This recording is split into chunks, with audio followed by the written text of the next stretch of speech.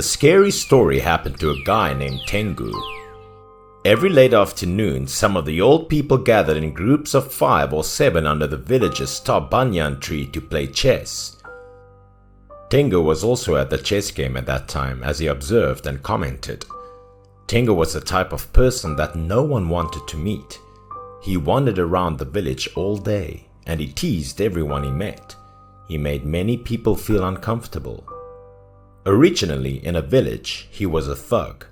He did not research anything, hence before everyone's reaction, he immediately rolled his eyes and did not respect anyone. The village leader was furious, and he ordered that Tengu be punished for offending others. As a result, he simply left. He still tried to turn his head and sneered a few more phrases with a tone that everyone suggested he had spent playing chess for a long time. In his free time, he had nothing to do. Tengu asked people to join in playing cards. He must be a gambling addict. Because everyone knew Tengu didn't have money in his pocket, no one would allow him to play. Even among them, some individuals looked down their noses at Tengu and just gave him a fleeting glance before walking away. While they played cards, they talked about an ancient tomb, the tomb located in the western forest. In the tomb, there was a big fox. The fur of the fox was worth thousands of gold. Whoever found this fox would be rich. Tengu immediately showed great interest when he heard the story. However, the western forest was a dangerous place. Tengu seemed unconcerned about the threat. He eventually located the tomb that the others had indicated after more than 30 minutes of trekking. The tomb appeared to have been there for a long time. Even the inscription on the stele had faded and couldn't be read. Because he thought the tomb must have a big fox in it, Tengu patiently hid at the foot of a tree and waited from afternoon until nightfall. Suddenly, Tengu looked surprised, as if he couldn't believe what he was seeing. It was exactly as they said. A red fox had appeared from underneath the tomb. Tengu couldn't hide his joy when he saw the size and fur of the fox. Tengu had never seen any red fox before. If he caught it, he would have a great treasure to sell. The fox appeared to notice that it was being followed. With the ghostly eyes, it returned the stare. Tengu couldn't sleep at night because he couldn't get his mind off the fox. He spent all night to prepare the necessary supplies to trap the fox.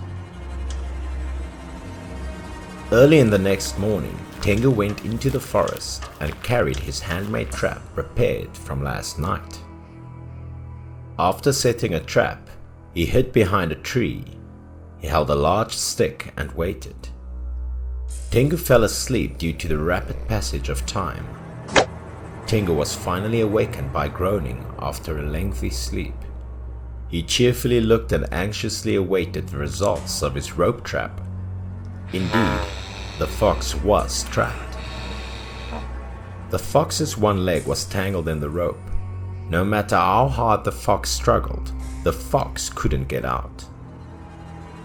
Tengu immediately had the opportunity to carry the stick and rushed out as quickly as he could. He intended to kill the fox with one blow of his stick.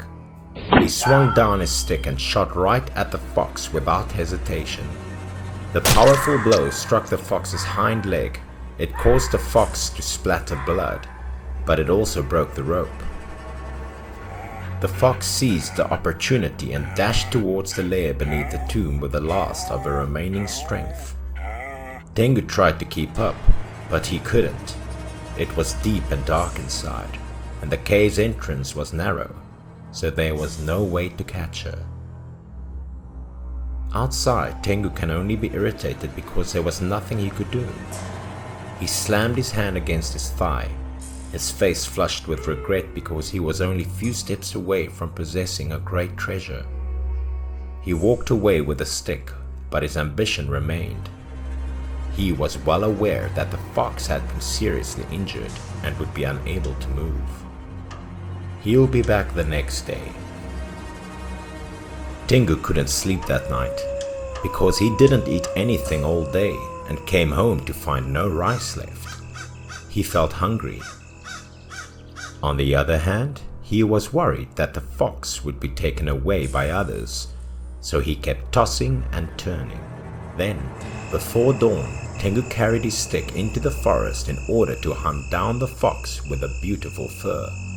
However, on the way to the grave, Tengu happened to notice a small house in the middle of the murky forest. He'd never heard of people living in the forest before. Furthermore, every time he passed by, he didn't see such a house. The house emitted a bright light, and the longer he looked at it, the more he felt an invisible attraction. As a result, the young man approached with curiosity and excitement. Tengu peered through the window to see if anyone was inside. Then his eyes glowed with surprise and lust. At that moment, inside the house, there was a beautiful young woman who was bathing in a tub full of water. Furthermore, the girl, after discovering Tengu, turned her back to perform some seductive actions in order to invite him in. He couldn't say no to this invitation, obviously. Without a doubt, he opened the door and walked into the house. The delinquent rushed over and extended his hand to the young woman, who stood up and covered her body with a towel. His mouth was drooling and his eyes were shining as if he was contemplating a treasure.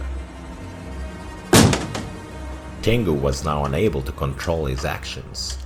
He took off his shirt and embraced the girl.